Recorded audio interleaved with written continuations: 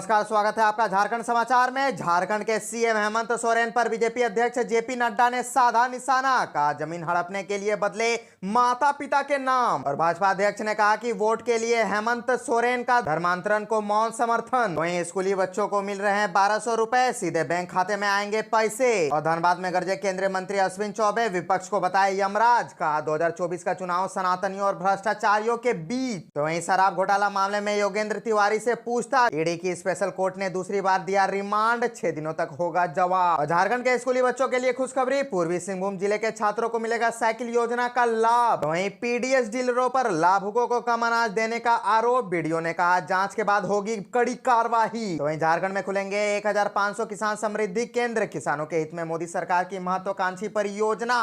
तो अब तक की सभी बड़ी खबरों पे बात करने से पहले आपसे छोटी सी अनुरोध है कि कृपया वीडियो को एक प्यारा सा लाइक अवश्य कर दीजिएगा, क्योंकि आपका एक लाइक करना ही हमारे मेहनत का फल होता है। तो शुरुआत करते हैं आज की पहली और बड़ी खबर से। इस वक्त की बड़ी खबर झारखंड से आ रही है, जहां झारखंड के सीएम हेमंत सोरेन पर बीजेपी अध्यक्ष जेपी नड्डा ने साधा निशाना, कहा जमीन हड़पने के लिए बदले माता पिता के नाम। और भाजपा अध्यक्ष ने कहा कि वोट के लिए हेमंत का धर्मांतरण को मौन समर्थन। दरअसल भारतीय जनता पार्टी के राष्ट्रीय अध्यक्ष ने झारखंड की राजधानी रांची में सूबे के मुख्यमंत्री पर जमकर हमला बोला। उन्होंने कहा कि जमीन हड़पने के लिए अपने माता पिता के नाम बदले जा रहे हैं। झारखंड बीजेपी की संकल्प यात्रा के समापन पर आयोजित विशाल जनसभा को संबोधित करते हुए जेपी नड्डा ने कहा कि मैं खुले मन से आरोप लगा रहा हूं कि यहां के मुख्यमंत्री अपने नाम से जमीन आवंटित करते हैं, टेंडर अपने नाम करवाते हैं, अपने माता पिता का इस्तेमाल करते हैं। जेपी नड्डा ने कहा कि झारखंड में मंदिर टूट रहे हैं, लेकिन कोई एक्शन नहीं लिया जा रहा है, शिव बारात को रोका जा रहा है, यहाँ तुष्टीकरण की राजनीति हो रही है। बीजेपी अध्यक्ष ने कहा कि जब रघुवर दास की सरकार थी, नक्सली घटनाएं नहीं थी, लेकिन झामुमो कांग्रेस राजद गठबंधन की सरकार बनते ही ये घटनाएं बढ़ने लगी, महिलाओं का उत्पीड़न भी बढ़ने लगा।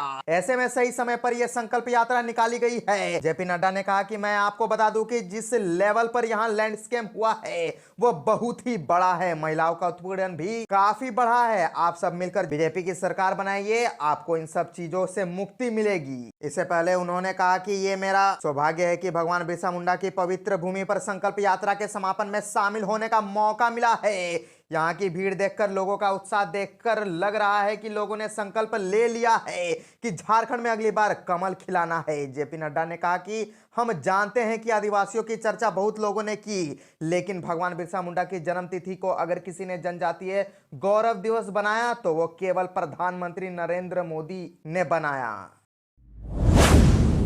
स्कूली बच्चों को मिल रहे हैं 1200 रुपए, सीधे बैंक खाते में आएंगे पैसे। सरकारी स्कूलों में व्यावसायिक शिक्षा ग्रहण करने वाले विद्यार्थियों को इंटर्नशिप के दौरान 1200 रुपए का स्टाइफन भी मिलेगा। यह राशि उनके बैंक खाते में डीबीटी की जाएगी। व्यावसायिक शिक्षा प्राप्त करने वाले विद्यार्थियों को 80 घंटे की इंटर्नशिप अनिवार्य रूप से कराई जाएगी। व्यावसायिक शिक्षा के संचालन को लेकर झारखंड शिक्षा परियोजना कार्यालय में अनुमंडल शिक्षा पदाधिकारियों, क्षेत्रीय शिक्षा पदाधिकारियों एवं अन्य पदाधिकारियों की बैठक में यह जानकारी दी गई। इस क्रम में पदाधिकारियों को व्यावसायिक शिक्षा प्राप्त करने वाले सभी विद्यार्थियों का बैंक खाता अनिवार्य रूप से खोलने के निर्देश दिए गए हैं, ताकि स्टाइफन की राशि डीबीटी की जा सके। बताया गया है कि व्यावसायिक शिक्षा के तहत इंटर्नशिप पूरा करने वाले विद्यार्थियों को प्रमाण पत्र भी दिया जाएगा। साथ ही वोकेशनल ट्रेनों को भी प्रोत्साहन राशि दी जाएगी। इसके तहत प्रति विद्यार्थी 75 रुपए का भुगतान किया जाएगा।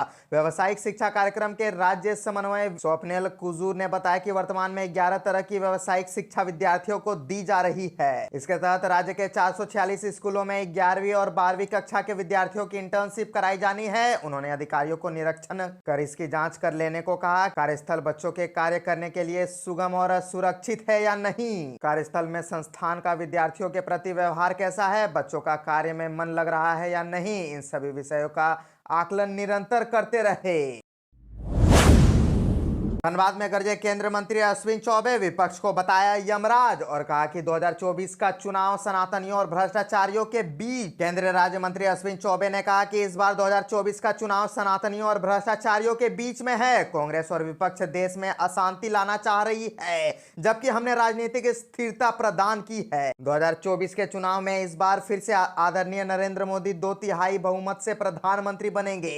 सर्किट हाउस में पत्रकारों को संबोधित करते हुए चौबे ने कट्टा कटाक्ष करते हुए कहा कि विपक्ष में युवराज और यमराज मिलकर सरकार बनाना चाहते हैं। और आपको बताते चले कि युवराज को उन्होंने राहुल गांधी से इंकित किया है, जबकि यमराज को विपक्ष के भ्रष्टाचार और जातीयता करने वालों पर इंकित किया। उन्होंने कहा कि कांग्रेस को राम के नाम से नफरत है। कांग्रेस के अलावा उन्हें सहयोग करने वाली सभी पार्टियां भी राम और सनातनी के खिलाफ है। उन्होंने कहा कि मोदी जी ने तपस्वी जीवन बिताया है, आज एक और देश विकास की ओर अग्रसर है तो दूसरी ओर सनातनी एकजुट हो रहे हैं। मुख्यमंत्री हेमंत सोरेन पर कटाक्ष करते हुए अश्विन चौबे ने कहा कि देश और दुनिया में सबसे ज्यादा कोयले की चोरी धनबाद में हो रही है। कोयले की चोरी खुद झारखंड मुक्ति मोर्चा करवा रही है। जितने भी चोरी हो रही है सब सरकार के देखरेख में हो रही है। उन्होंने कहा कि झारखंड मुक्ति मोर्चा की सरकार अब चंद दिनों की है। 5 राज्यों की हो रही विधानसभा चुनाव में भाजपा प्रचंड बहुमत से जीतेगी। आने वाले समय में बिहार और झारखंड में भी हम जीतेंगे। और आपको बताते चले कि अश्विन चौबे ने कहा कि नीतीश कुमार सत्ता के भूखे हैं, कभी वह पलटू राम हो जाते हैं तो कभी शिव कुमार हो जाते हैं। अब उनके लिए भाजपा में आने के सभी दरवाजे बंद कर दिए गए हैं।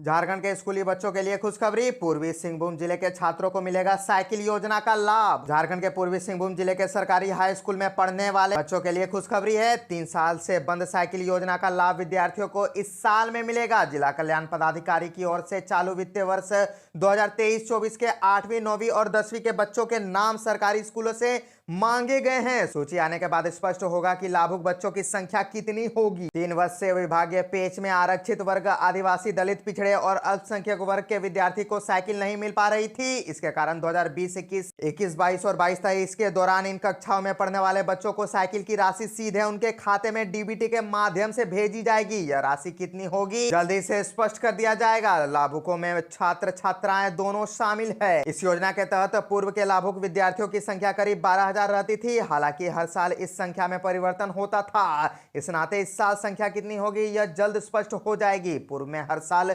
स्कूल सूची भेजते रहे हैं। हालांकि देर हो जाने के कारण एक बार फिर से सूची को दुरुस्त करना होगा, क्योंकि बहुत से बच्चे पास होकर बाहर निकल चुके हैं।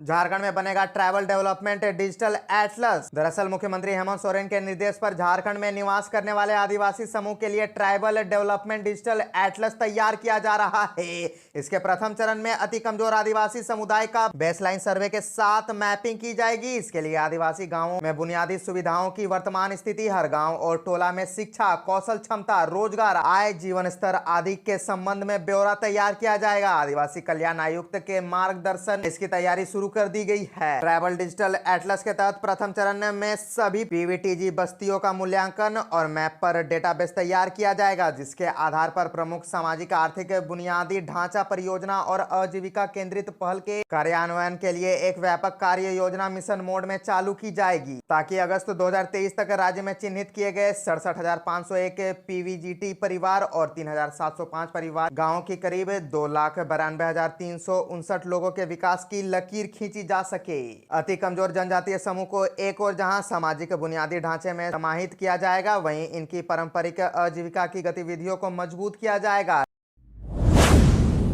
पीडीएस डीलरों पर लाभुकों को कम अनाज देने का आरोप, वीडियो ने कहा जांच के बाद होगी कार्रवाई। दरअसल जामताड़ा जिला के नाला प्रखंड कार्यालय में सभागार में पंचायत समिति व प्रखंड 20 सूत्री की बैठक हुई। प्रखंड 20 सूत्री बैठक की अध्यक्षता प्रखंड अध्यक्ष उज्जवल भट्टाचार्य ने की, जबकि पंचायत समिति की बैठक की अध्यक्षता प्रखंड प्रमुख कलावती मुर्मू ने की। इस अवसर पर सरकार की ओर से संचालित विभिन्न विकास योजनाओं की समीक्षा की गई। दोनों की बैठकों में सदस्यों ने पदाधिकारियों एवं कर्मचारियों की उदासीनता बरतने का मामला उठाया। इस विषय को गंभीरता पूर्वक लेते हुए जनहित में कार्य करने की नसीहत दी, ताकि आमजनों की सरकारी योजनाओं का लाभ सुलभता पूर्वक मिल सके। विधायक प्रतिनिधि वासुदेव हांसदा ने शिक्षा विभाग के कार्यशैली पर सवाल उठाए, कहा कि विद्यालय का नियमित रूप से पदाधिकारी भ्रमण व अनुश्रवण नहीं करते। इस कारण विद्यालय के संचालन में गड़बड़ी हो रही है, जिसका प्रतिकूल प्रभाव अध्ययनरत छात्र छात्राओं पर पड़ रहा है। वीडियो को निर्दोष शिक्षकों को बेवजह परेशान नहीं करने की नसीहत दी। खोड़िया पंचायत समिति सदस्य हीरा मुनि मुर्मू, खैरा पंचायत समिति सदस्य दिलीप हेम्ब्रम आदि ने जन वितरण प्रणाली के दुकानदारों द्वारा अनाज वितरण में गड़बड़ी का सवाल उठाते हुए कहा कि क्षेत्र में टांड्रा गांव के जन वितरण प्रणाली दुकानदार की ओर से लाभुकों को कम अनाज दिया जा रहा है। कहा कि समय पर अनाज का वितरण नहीं करने से लाभुकों को